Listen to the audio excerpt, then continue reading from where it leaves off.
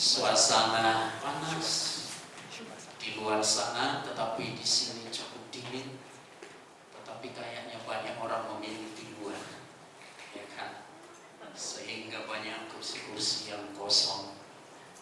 Ya, kiranya Tuhan tolong bahwa saudara-saudara kita yang saat ini barangkali ada kesibukan-kesibukan yang lain, di waktu yang akan datang mereka boleh bersama-sama dengan kita. Kalau Tuhan izinkan masih ada tempat ini. Siapa tahu besok Tuhan angkat kita, hari Minggu tak bakalan ketemu lagi.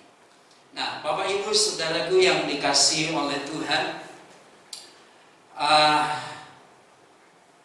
saya dihubungi Pak Lukas, tolong siapkan hari Minggu, hari Selasa itu ya Pak Lukas ya, Selasa apa Rabu lah kali gitu ya. Terus saya bilang, namanya melayani Tuhan, ya mana harus siap lah. Dan saya dengan senang hati, walaupun sebetulnya bukan jadwal yang disiapkan khusus buat saya, tetapi saya terlalu yakin bahwa semua waktu adalah yang terbaik untuk kita semuanya. Kalau semua berjalan seperti yang kita inginkan, yang seperti kita kehendaki, barangkali kita tidak akan ada lagi di sini, Bapak Ibu. Kita sudah ada pasti dalam pilihan-pilihan yang lain, karena kita tidak pernah merasa bahwa kita butuh Tuhan. Kita tidak akan pernah merasa bahwa kita butuh pertolongan Tuhan. Karena apa? Karena semua berjalan sesuai selera kita. Tadi sore saudara, saya membuka YouTube. Secara tidak sengaja saya mendengar seorang hamba Tuhan bilang begini, saudara jangan pernah berpikir hidup kita akan lepas dari masalah. Saudara jangan berpikir ketika masalah saudara teratasi, maka hidupmu akan merdeka. Dan beliau mengatakan hidup akan selalu ada masalah. Satu sisi saudara saya sangat setuju, karena di sisi lain ada banyak janji-janji yang hanya muluk-muluk berkat yang selalu dibicarakan, hingga ada banyak orang tidak siap untuk berjuang, tidak siap untuk menghadapi persoalan. Dan hamba Tuhan itu bilang, coba lakukan seperti apa yang aku sudah lakukan. Beliau menjadikan dirinya contoh, beliau menjadikan dirinya sebagai gambaran dari sikap atau keputusan yang dia ambil. Lalu dia mengatakan, Tuhan, kalaupun aku tidak akan lepas dari masalah, kalaupun aku harus bonyok, biarlah aku bonyok di tangan Tuhan. Sesuatu yang luar biasa Bapak Ibu. Dia mengatakan, biarlah aku bonyok di tangan Tuhan. Dan saya mau mengatakan kepada kita, Tuhan tidak akan membiarkan kita sampai bonyok. Dan itulah yang membuat seorang hamba Tuhan itu berani mengatakan, karena dia tahu Allah kita adalah Allah yang penuh kasih. Amin. Tetapi Bapak Ibu Saudara benar bahwa jangan pernah merasa bahwa kita akan lepas dari sebuah persoalan. Persoalan akan selalu ada, tetapi ingat, pertolongan Tuhan akan selalu datang tepat waktu bagi kita. Baik Bapak Ibu Saudaraku yang dikasihi oleh Tuhan, bahwa sore hari ini saya diberikan sebuah topik firman Tuhan, kehendaknya adalah rancangan terbaik. Kehendak Allah adalah rancangan terbaik. Dan saudara, ketika saya menerima topik ini, saya bangga jadi orang percaya kepada Yesus sampai hari ini. Apakah saudara bangga jadi anak Tuhan? Amin. Kenapa saya mengatakan saya bangga, saudara? Karena memang tidak ada lagi rancangan dan rencana yang lebih baik dari rencana dan rancangan Tuhan untuk orang-orang percaya.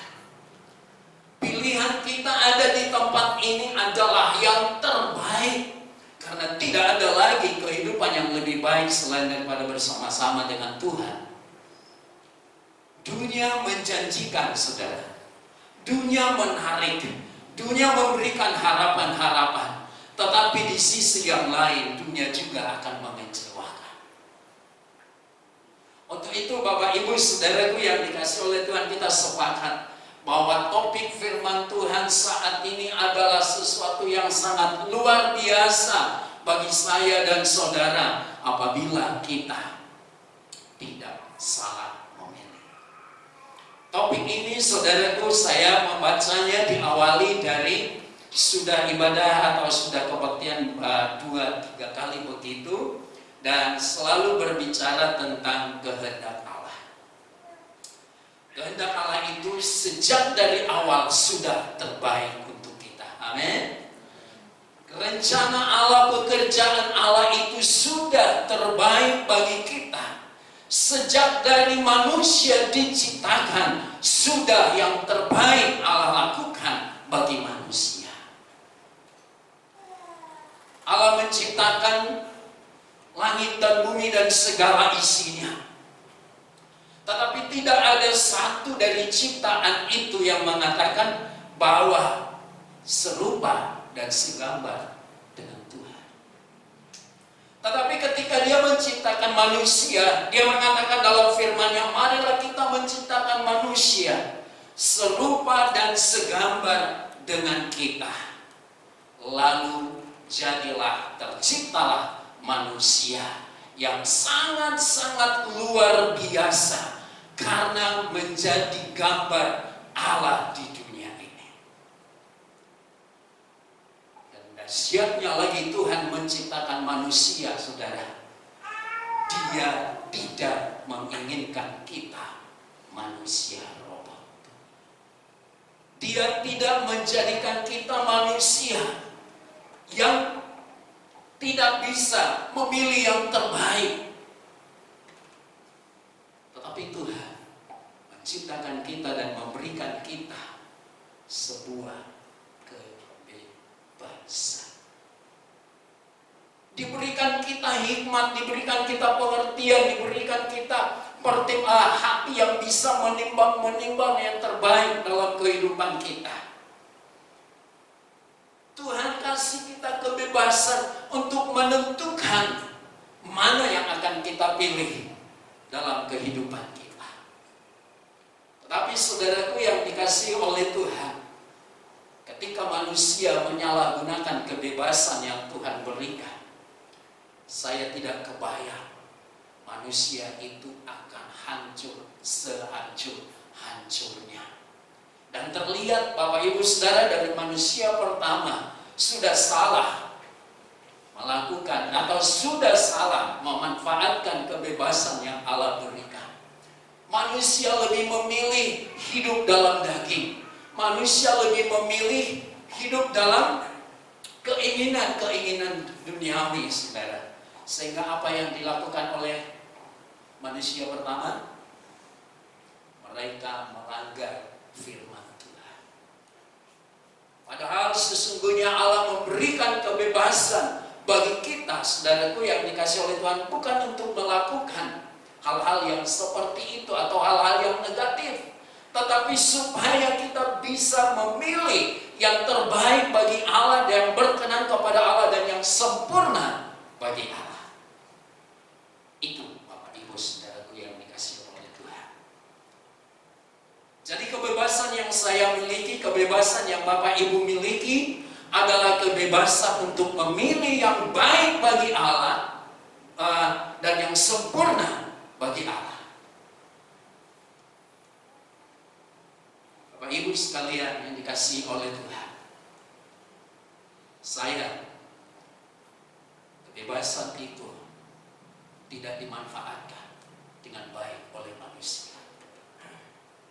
Dan saya yakin pada malam hari ini ketika kita semua orang percaya yang ada di sini, kebebasan itu selalu ada di hati kita dan kita memanfaatkan untuk memilih yang baik dan memilih apa yang berkenan kepada Allah serta memilih apa yang sempurna.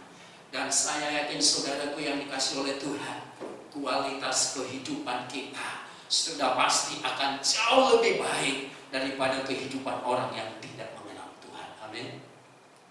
Itu sudah pasti Bapak Ibu Saudara. Ketika pilihan-pilihan kita adalah pilihan-pilihan yang terbaik, ketika pilihan kita adalah pilihan yang berkenan kepada Allah, pilihan-pilihan kita adalah pilihan yang sempurna di hadapan Tuhan, maka menjadi luar biasa jemaat MDC itu menjadi terang, menjadi garam yang dapat mengubah Rabu Muli.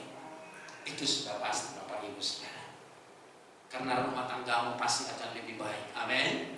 Usahamu pasti lebih baik. Kejujuran kita pasti lebih baik. Ibadah kita pasti lebih baik. Karena apa? Karena kebebasan memilih yang ada di dalam hidup kita hanyalah memilih untuk yang lebih baik. Amin. Tidak memilih seperti memilih pasangan sebenarnya. Memilih pasangan yang dilihat cantik dan orangnya. Putih enggak, kalau hitam kayak Om Sintonga kayak Lola, enggak. Ya kan? Mancung enggak, kalau pesek atau mancung ke dalam kayak Om Sintonga, berhentilah. Barangkali kan seperti itu ya. Tetapi kebebasan memilih yang kita miliki bukanlah kebebasan memilih yang seperti itu, tetapi memilih yang baik bagi Allah dan berkenan kepada Allah dan yang sempurna. Nah, saudaraku yang dikasihi oleh Tuhan, akibat manusia atau orang-orang yang menyalahgunakan kebebasan sebagai ciptaan yang paling mulia, sobatnya banyak orang tidak lagi mau hidup di dalam roh. Tidak lagi mau hidup di dalam roh, tetapi mereka lebih memilih untuk hidup di dalam keinginan daging.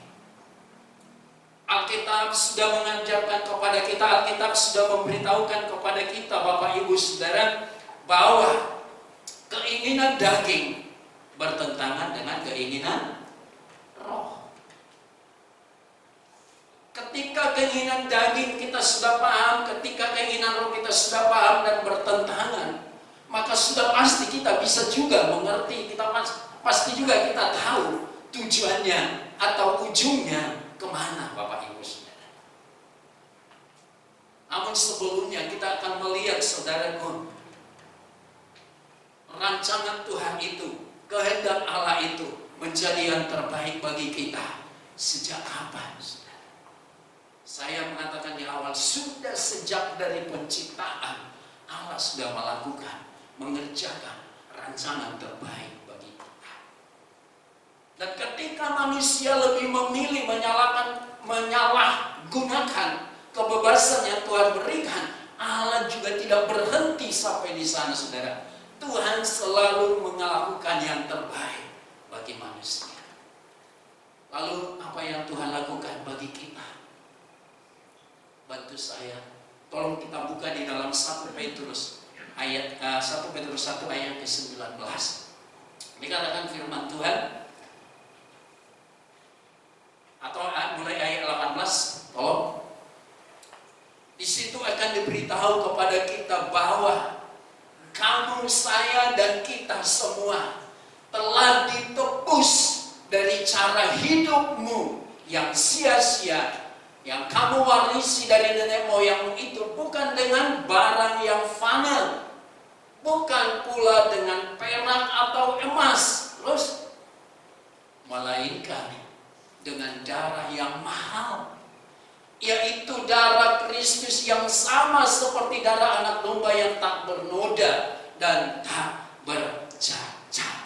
Kita lihat Bapak Ibu Saudara, sudah pun manusia jatuh dalam dosa, sudah pun manusia hidup dalam keinginan daging, Allah kita masih tetap Allah yang memiliki rancangan terbaik bagi kita.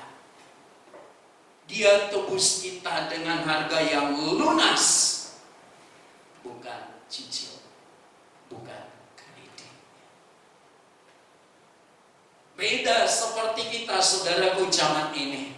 Ketika kita mau punya sesuatu, maka macam-macam cara kita untuk memilikinya.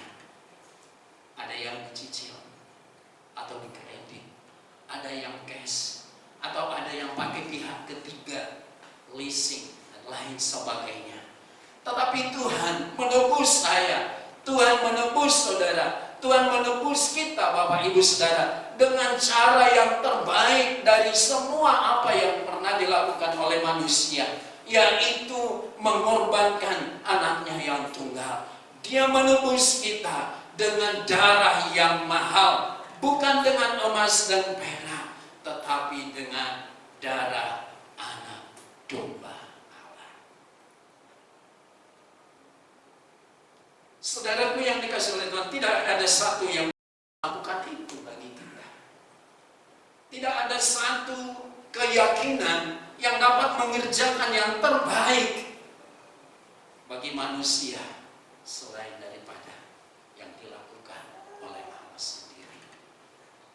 Ketika manusia mulai menyembunyikan diri dari hadirat Tuhan, ketika manusia mulai bersembunyi di balik usaha yang bisa dia lakukan menutupi kelemahannya, Tuhan juga selalu melakukan yang terbaik.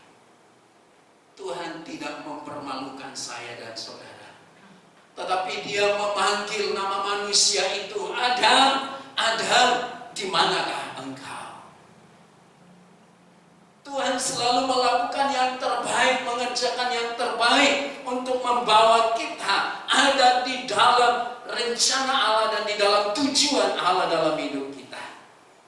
Lalu Dia panggil, Adam, di manakah engkau? Luar biasa Tuhan itu.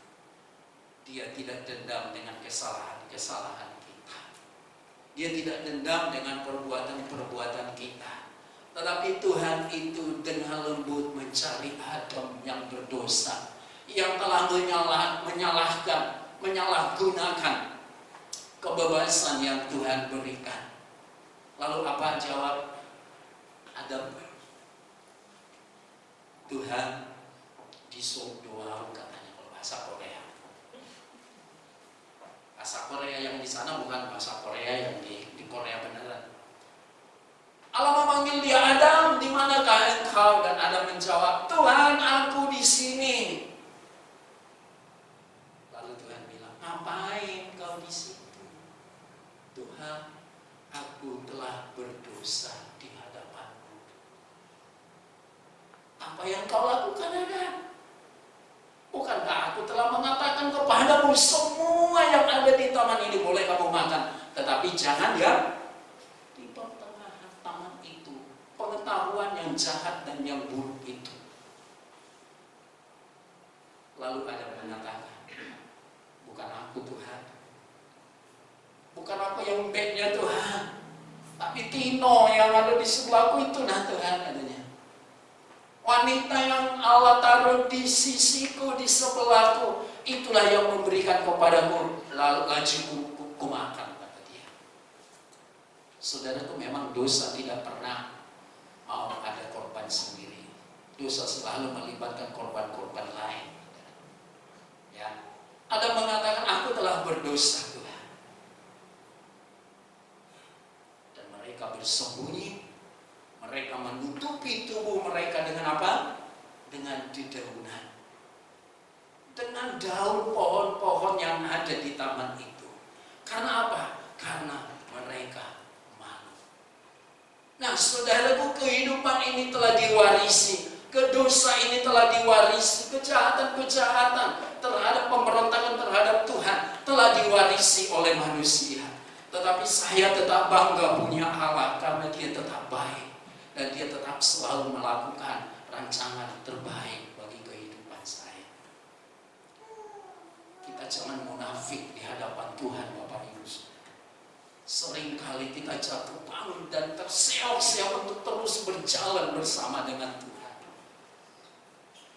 kebaikan Tuhan tidak pernah berkurang bagi kita. Apa yang harus kita lakukan Bapak Ibu Saudara? Mari kita belajar terus dan tidak pernah berhenti untuk menjatuhkan pilihan-pilihan terbaik dalam kehidupan kita, yaitu yang berkenan kepada Tuhan dan yang sempurna. Nah, akibat pelanggaran-pelanggaran ini, akibat keinginan-keinginan daging ini, akibat keduniawian yang membelenggu manusia, Alkitab mengatakan kepada kita, saudara, di Galatia 5 ayat 19 dan ayat yang ke-20, perbuatan-perbuatan daging telah nyata dan ujungnya menuju kepada kebinasaan. Perbuatan daging telah nyata yang membuat kita terpisah, yang membuat kita kehilangan hubungan, yang membuat predikat anak-anak Tuhan dari hidup kita menjadi hilang. Perbuatan daging telah nyata itu percabulan, kemarahan, hawa nafsu 20, penyembahan berhala, sihir, perseteruan, perselisihan, iri hati, marah, kepentingan diri sendiri, percideraan, roh memecah. Coba masih ada 21. Kedengkian, kemabukan, pesta pora dan sebagainya. Terhadap semua itu kuperingatkan kamu seperti yang telah kubuat dahulu, bahwa barang siapa melakukan hal-hal demikian, ia tidak akan mendapat bagian dalam kerajaan Allah. Kita lihat saudara bahwa iblis yang memanfaatkan dan yang memakai kelemahan-kelemahan kita yang salah, menggunakan kebebasan yang Tuhan berikan kepada kita. Tujuannya apa saudara? Supaya kita kehilangan kerajaan Allah. Artinya supaya kita kehilangan tujuan Tuhan dalam kehidupan kita. Kehendak Allah itu, saudaraku, rencana Tuhan itu, kehendak Allah itu, rancangan terbaik bagi kita, itu menjadi nyata ketika kita ada dalam kemenangan, ketika kita ada dalam kebersamaan dengan Tuhan. Dan satu lagi ayat mengatakan di dalam Roma pasal yang ke-8 ayat 6 sampai dengan ayat ke-8, kita akan melihat di sana bahwa hidup dalam daging menuju kebinasaan, tetapi hidup dalam roh masuk kepada damai sejahtera. Kita baca Bapak Ibu Saudara supaya kita ada interaksi ya. Jangan nanti amin terus, ternyata kedinginan dan terlalu enak ya. Kita baca bareng-bareng 1, 2, 3. Karena keinginan daging adalah maut, tetapi keinginan roh adalah hidup dan damai sejahtera. Terus, sebab keinginan daging adalah perseteruan terhadap, karena ia tidak takluk kepada hukum Allah, hal ini memang tidak mungkin baginya. Kejahatan, pemberontakan memang tidak mungkin Bapak Ibu Saudara membuat seseorang bisa tunduk kepada Allah, karena keinginan daging dan keinginan roh berlawanan. Kalau demikian adanya Bapak Ibu Saudaraku yang dikasihi oleh Tuhan, berarti kita pasti gagal. Pasti gagal kepada maksud Allah melakukan kehendaknya yang terbaik atau rancangan yang terbaik bagi kita. Tetapi sekali lagi Bapak Ibu Saudara, Allah tidak pernah gagal. Amin. Dia selalu punya rancangan yang begitu indah, begitu luar biasa, supaya saya dan saudara jangan sampai kehilangan tujuan Tuhan dalam kehidupan kita. Mari saudara, bahwa yang terbaik dalam kehidupan kita anak Tuhan, kita harus hidup oleh roh. Karena roh adalah penurut. Saudara saya, kita semua menjadi anak Tuhan harus punya roh Allah dalam kehidupan kita. Karena hanya dengan itu kita bisa tunduk kepada Allah. Hanya dengan itu kita bisa mencintai rancangan Tuhan bagi kita.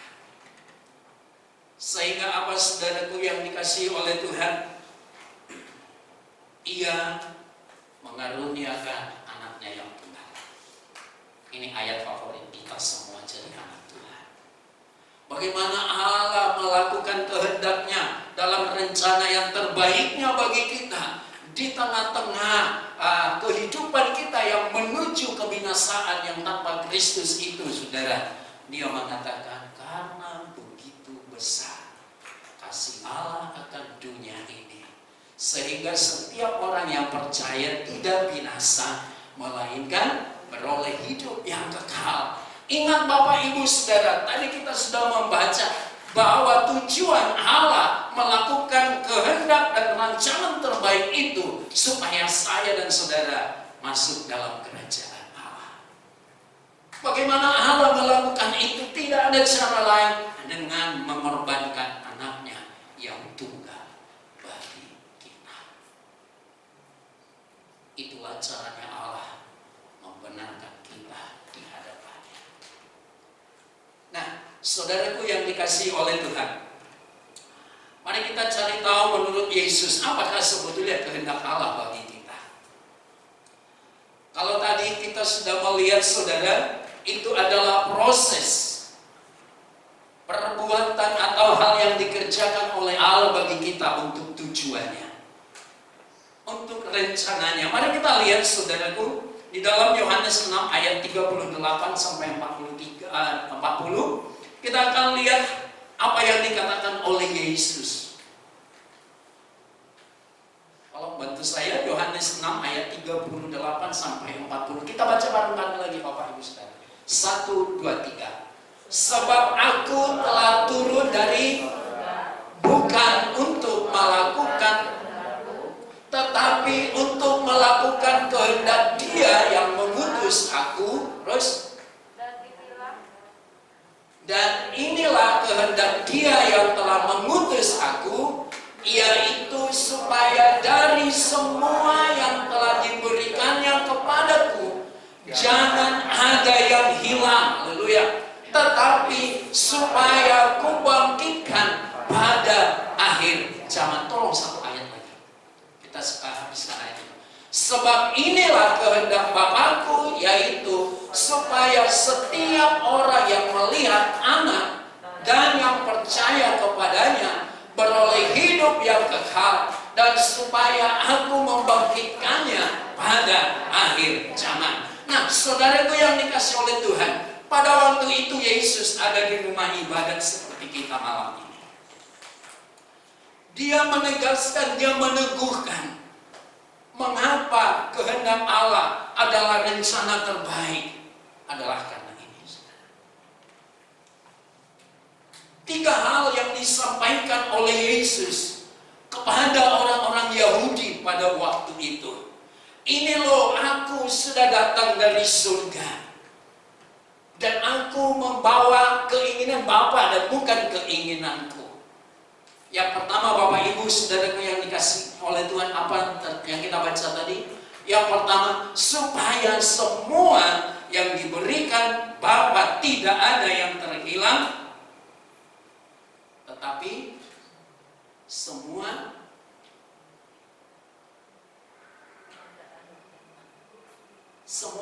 tetapi supaya kubangkitkan pada akhir zaman. Itu yang pertama, Bapak Ibu Saudaraku. Kehendak Bapa bagi kita sampai malam ini, kehendak Bapa bagi saya dan saudara sampai kapanpun adalah untuk bersama-sama dengan Dia. Katakan amin.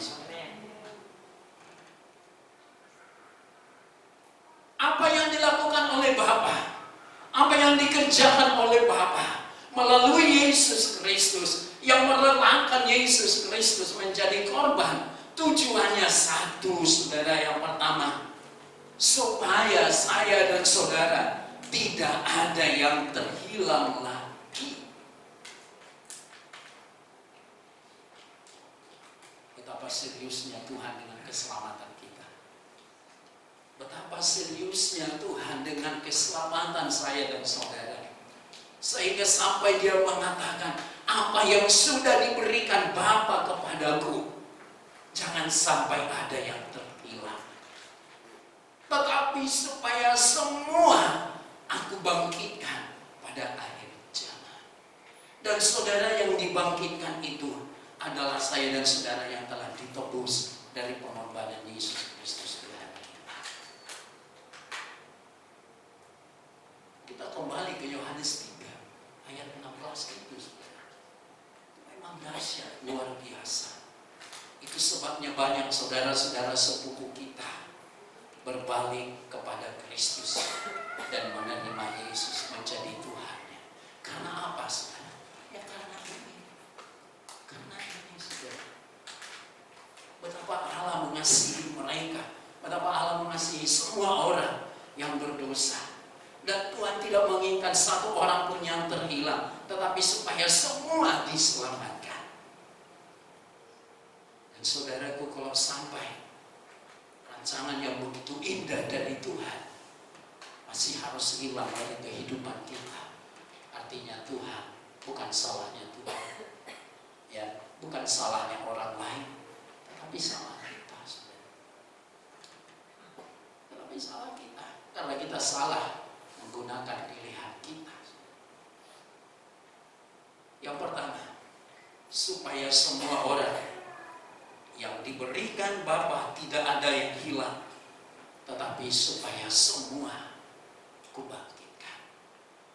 Yang kedua, saudara, tidak berlama-lama. Yang kedua, apa yang menjadi kehendak Bapa yang disampaikan oleh Yesus kepada semua orang di dalam rumah ibadat itu, saudara. Yang kedua, supaya saya dan saudara dibangkitkan di akhir zaman. Itu yang kedua. Tadi yang pertama, supaya jangan ada yang terhilang, dan yang kedua, supaya semua dibangkitkan. Dan yang ketiga, saudaraku, dikatakan begini, supaya semua orang percaya nama Yesus untuk beroleh hidup yang kekal. Itulah memang tujuan Allah, supaya semua orang, semua dunia ini tahu bahwa untuk sebuah penyelamatan, untuk sebuah keselamatan, hanyalah melalui Yesus. Mari kita akan melihat beberapa ayat, saudaraku, yang dikasih oleh Tuhan. Yohanes 3 ayat 18. Yohanes 3 ayat 18 dan 36, dan Kisah 4 ayat yang ke-12. Kita akan lihat, saudara, bahwa ketiga hal yang disampaikan oleh Yesus kepada orang-orang yang ada di rumah ibadah waktu itu, seperti kita malam ini, ada 3. Dan kita lihat, saudara, Yohanes 3 ayat 18. Mari kita baca lagi bareng-bareng, Bapak Ibu. Ayo, 1, 2, 3. Barang siapa percaya kepadanya, ia tidak akan dihukum. Barang siapa tidak percaya, ia telah berada di bawah hukuman, sebab ia tidak percaya dalam nama Anak Tunggal Allah. Kita lihat, saudara, bahwa siapa yang tidak percaya kepada Anak Tunggal Bapa, sesungguhnya dia sudah ada dalam penghukuman. Saya sebutkan tadi Kisah 4 ayat ke-12. Kita akan lihat lagi di sana, saudara, bahwa kehendak Allah itu memang supaya semua orang mengenal nama Yesus, supaya semua orang percaya kepada nama Yesus, supaya semua orang yang mau diselamatkan boleh datang kepada Yesus. Mari bareng-bareng kita baca lagi 1, 2, 3. Dan keselamatan tidak ada di dalam siapapun juga selain di dalam Dia, sebab di bawah kolong langit ini tidak ada nama lain yang diberikan kepada manusia yang olehnya kita dapat diselamatkan. Luar biasa, saudaraku yang dikasih oleh Tuhan. Perbuatan Allah, rencana Allah yang terbaik itu sudah sejak dulu dan sampai hari ini pun selalu yang terbaik bagi kita. Itulah pesan Tuhan, itulah pesan Yesus. Dan tinggal bagaimana Bapak Ibu Saudara, bagaimana hati kita menerima kebenaran firman Tuhan, bagaimana hati kita percaya dengan firman Tuhan, bagaimana hati kita menjatuhkan pilihan-pilihan yang terbaik, yang berkenan kepada Allah dan yang sempurna. Itulah yang membuat kita layak untuk 3 hal yang diucapkan oleh Yesus ini, saudara. Kita lihat reaksi mereka, apa yang dikatakan oleh orang-orang yang ada di rumah ibadah atau orang-orang Yahudi pada waktu itu. Mereka mengatakan begini, saudara. Orang Yahudi yang tidak percaya bahkan bersungut-sungut dan mengatakan satu, kita tahu tentang Yesus. Orang Yahudi mengatakan ketika mereka mendengar firman Tuhan, oh kita tahu tentang Yesus. Kemudian mereka juga mengatakan, oh kita kenal dengan Yesus. Dan yang ketiga mereka juga mengatakan begini, oh dia anak tukang kayu, anak Om Yusuf. Saudaraku, saya mau mengatakan kepada kita pada malam hari ini, dari sekian banyak, dari sekian besar pengetahuan kita tentang Yesus, tetapi yang terpenting adalah percaya kepada kehendak dan rancangannya terbaik bagi kehidupan kita. Lebih daripada semua pengetahuan kita, yang Allah inginkan dari kita Bapak Ibu Saudara adalah percaya kepada Yesus Tuhan dan Juru Selamat kita yang telah melakukan yang terbaik bagi kita. Sedikit lagi saudara, apa yang harus kita lakukan agar kita boleh memilih, atau supaya kita boleh memiliki dalam hidup kita rancangan Tuhan, kehendak Tuhan yang terbaik itu Bapak Ibu Saudara? Apa yang harus kita kerjakan? Apa yang harus kita berbuat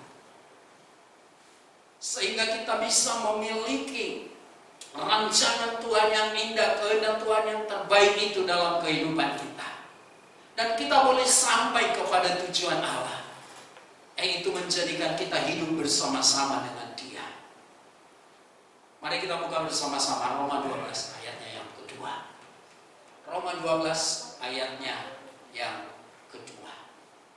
Mari Bapak Ibu Saudara kita baca kembali ayat ini. 1, 2, 3.